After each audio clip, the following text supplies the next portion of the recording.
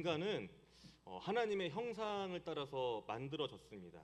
여기에서 형상이라는 것은 겉으로 보이는 외모만을 말하는 것이 아닙니다. 내면 또한 우리 하나님의 형상으로 만들어진 것입니다. 그렇다면 이렇게 생각을 해볼 수도 있습니다. 우리의 감정 또 우리의 생각들 또한 하나님이 동일하게 느끼지는 않으실까? 네, 맞습니다. 분명한 것은 우리가 느끼는 여러 가지 감정 또 우리가 하는 생각들 또한 하나님이 똑같이 느끼신다는 것입니다. 오늘 본문은 그런 하나님의 모습을 볼 수 있습니다. 오늘 우리가 만날 수 있는 그 하나님의 감정은요, 어떤 감정이냐면 우리가 그런 감정 있잖아요. 내가 다른 사람을 좋아하는데 그 사람이 또 다른 사람을 좋아하거나 마음에 들어하면 그것을 어떤 감정이라고 하죠? 네, 질투의 감정이라고 합니다. 하나님도 동일하게 질투하십니다. 그런데 하나님의 질투는 이 사람의 질투와는 다릅니다. 인간의 질투에는 그 안에 미움이 있습니다. 그런데 하나님의 질투에는 그 안에 사랑이 있습니다. 하나님의 질투라는 것은 이 소중하게 여기는 사람에 대한 보호 본능입니다. 거기에서 비롯된 감정이 바로 하나님의 질투라는 것이죠. 즉 사랑하는 대상을 지키기 위한 그러한 감정입니다. 그렇다면 하나님은 우리를 어디에서 지키기를 원하고 계시는 걸까요? 한 주간 어떻게 지내셨는지 참 궁금합니다. 참 바쁘고 분주한 하루하루를 보내고 계실 듯합니다. 월요일부터 오늘 이 시간까지 정말 수많은 사람을 만나고 또 수많은 일들을 처리하고 또 수많은 정보를 접하면서 살아왔습니다. 그런데 오늘 이 밤 이 저를 포함해서 이 자리에 있는 모든 분들이 자기 스스로에게 한번 질문해 봤으면 좋겠습니다. 지난 한 주 나는 하나님과 얼마나 가까웠는가? 나는 하나님과 어떤 관계를 맺으며 살아왔는가? 돌아보면은 이 세상과는 참 가까웠던 것 같습니다. 특히 이 스마트폰과 잠시도 떨어지지 않았습니다. 요즘 스마트폰으로 뭐 하시나요? 전화도 많이 하시지만 유튜브 많이 보시죠? 밤에는 유튜브를 보다가 잠듭니다. 그리고 일어나면은 또 밤새 무슨 일이 있었는지 유튜브를 보면서 확인을 합니다. 대중교통을 타면서도 이제 확인을 하고 잠깐 짬이 날 때마다 항상 우리는 스마트폰을 꺼내서 유튜브를 보곤 합니다. 인간 관계는 또 어떻습니까? 직장 동료와 밥도 먹고 차도 마시면서 많은 이야기를 나누고 또 시간을 보냈습니다. 오랜만에 만나는 친구들과도 참 즐거운 시간을 보냈습니다. 세상과 그리고 다른 일과 가까이 하루하루를 보낸 것이죠. 그렇다면 하나님과는 어땠는지가 궁금한 것입니다. 하나님과 어떻게 지내셨나요? 하나님과 홀로 마주하는 시간, 또 하나님의 음성을 듣는 시간, 또 하나님께 이 내 마음을 쏟아놓는 그 시간은 얼마나 되셨나요? 하나님은요, 우리를 이 세상에서 지키기를 원하십니다. 그리고 우리가 세상과 가까워지는 것을 원하지 않으십니다. 질투하시는 하나님이시기 때문입니다. 그렇다고 해서 세상과 함께 살아가는 것을 막으시는 것이 아닙니다. 하나님이 원하시는 것은요, 우리가 세상과 너무 가까워진 나머지 하나님을 멀리하는 것을 원하지 않으신다는 것입니다. 하나님과 멀어지고 세상과 가까워지는 것을 하나님이 얼마나 싫어하시는지 야고보서 4장 4절에서는 이렇게 말합니다. 세상과 가까워지는 것을 하나님과 원수진다. 네, 하나님과 원수진다라고 말합니다. 나와 하나님의 거리는 어떤가요? 나는 하나님과 어떤 관계를 맺고 있습니까? 하나님이 세상과 가까워진 나를 지금 이 순간 질투하고 계시는 않으실까요? 오늘 이 시간 우리가 다른 것을 구하는 것도 좋지만 세상 속에서 하나님과 멀어졌던 우리의 그 영적 거리, 하나님과의 그 친밀함을 회복했으면 좋겠습니다. 하나님과의 그 친밀감을 회복하는 오늘 밤이 되었으면 합니다. 본문 말씀인 야고보서 4장은 하나님과 멀어진 우리에게 어떻게 하나님과 다시 가까워질 수 있는지 그 길을 보여줍니다. 8절 상반절을 다시 한번 읽겠습니다. 하나님을 가까이 하라.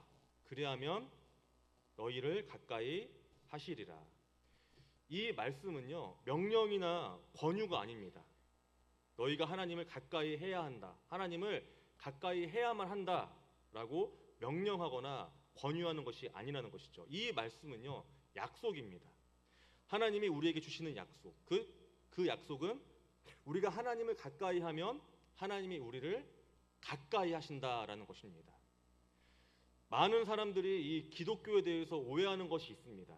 믿지 않는 사람뿐만 아니라 믿는 우리도 가끔 오해하곤 합니다. 어떤 오해냐면 이 기독교는 수동적이라는 것입니다.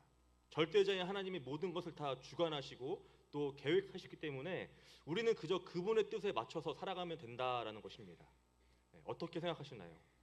하나님이 우리의 일생을 다 계획하셨고 또 이끄시는 것을 알기에 그저 우리는 수동적으로 그분을 그냥 그저 따라가면 되는 것일까요? 그런데 오늘 말씀은 분명히 말합니다. 누가 먼저 가까이 해야 한다고요? 바로 우리가 먼저 하나님을 가까이 해야 한다 합니다.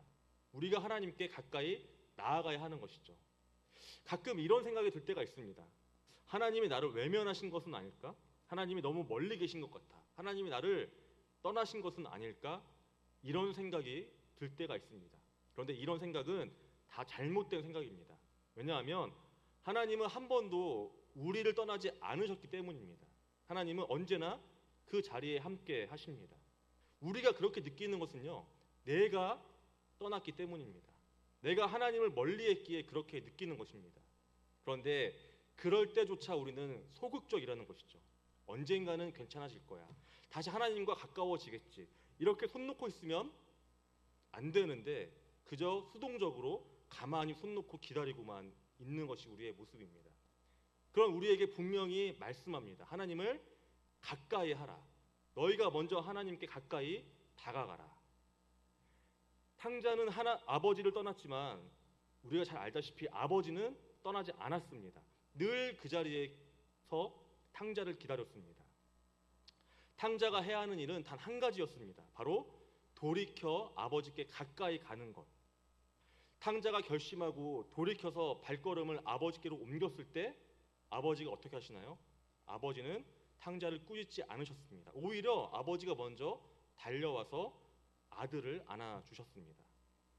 하나님이 오늘 말씀하십니다. 괜찮다. 지금이라도 내게 돌아와라. 나를 가까이 해라. 그리하면 내가 너를 가까이 하겠다. 이 약속을 믿고 하나님께 나아갈 차례입니다. 그 약속을 믿고 하나님께 나아가기를 소망합니다. 오늘 말씀은 여기에서 더 나아가서 우리가 어떻게 나아가야 하는지 그 모습에 대해서 가르쳐 줍니다. 하나님을 향한 모든 것, 예를 들어서 하나님을 향한 나의 마음, 또 나의 모습, 행동과 태도 등 하나님께 우리가 무엇을 드리거나 또 무엇을 하기 전에 반드시 먼저 해야 하는 것이 있습니다. 그것은 바로 회개입니다. 하나님께 가까이 나아갈 때 역시 우리는 회개해야 합니다. 그리고 오늘 말씀은 이 회개의 과정을 설명을 합니다. 먼저는 손을 깨끗이 하라라고 합니다.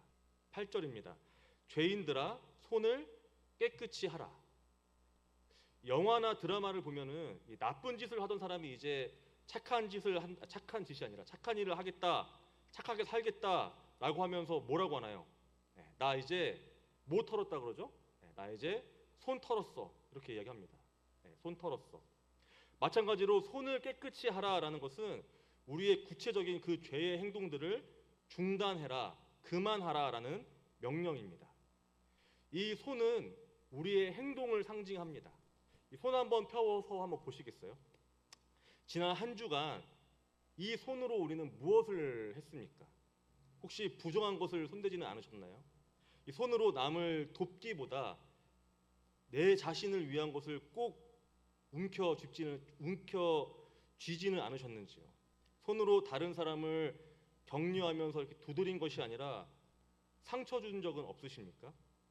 누군가를 비난하고 또 정죄하는 글을 쓰지는 않으셨는지요? 입술로는 우리가 주님을 사랑한다고 말하면서 정작 이 손에는 신경 쓰지 않는 경우가 많이 있습니다. 우리의 손이 더러우면 하나님을 가까이 할 수 없습니다. 먼저 우리의 손을 깨끗하게 씻어야 합니다. 두 번째는 마음을 성결하게 하는 것입니다. 8절에서는 이어서 이렇게 말합니다. 두 마음을 품은 자들아 마음을 성결하게 하라. 이 두 마음이 문제입니다. 한 마음으로 하나님께 집중해도 모자랄 밤에 우리는 두 마음을 품습니다. 한쪽 발은 교회에 담그고 또 한쪽 발은 세상에 담그고 살아갑니다. 그렇게 살다가 주일이 되면은 이 세상에 담궜던 발을 빼서 교회로 옮깁니다. 거룩한 성도인 척 교회에서 이제 하루를 보내고 교회 문을 나서면 이 양발을 다시 세상에 담그면서 살아간다는 것이죠. 월요일부터 토요일까지 단 한 번도 교회에 발을 담그지 않고, 아니 교회를 잊고 세상에 빠져서 살아가는 그런 모습을 보게 됩니다.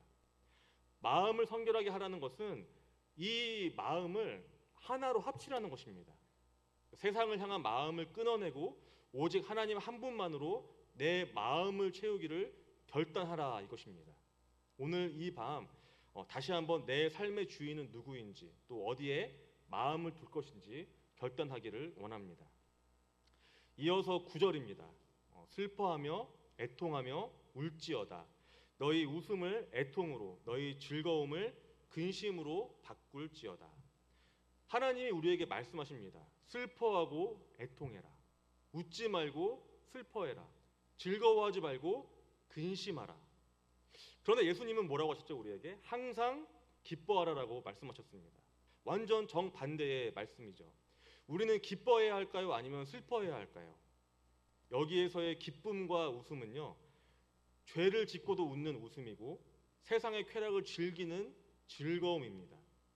이것은 하나님의 마음을 아프게 하고 또 하나님을 슬프게 하면서도 그것이 얼마나 심각한 죄인지 모르면서 웃고 즐거워하는 것, 즉 이 영적인 죽음을 의미하는 것입니다.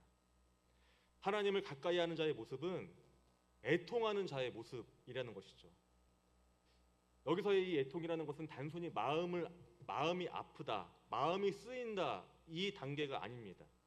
내가 지은 죄가 또 내가 품은 이 두 마음이 예수 그리스도를 십자가에 못 박았다는 그 사실을 깨닫는 것, 또 하나님을 아프게 했다는 것을 깨닫는 것에서 끝나는 것이 아니라 애통은 그러한 사실이 하나님이 나 때문에 마음이 아프시고 또 예수님이 나 때문에 십자가를 지셨다는 그 사실 때문에 가슴을 치면서 통곡하며 울고 슬퍼하는 것입니다.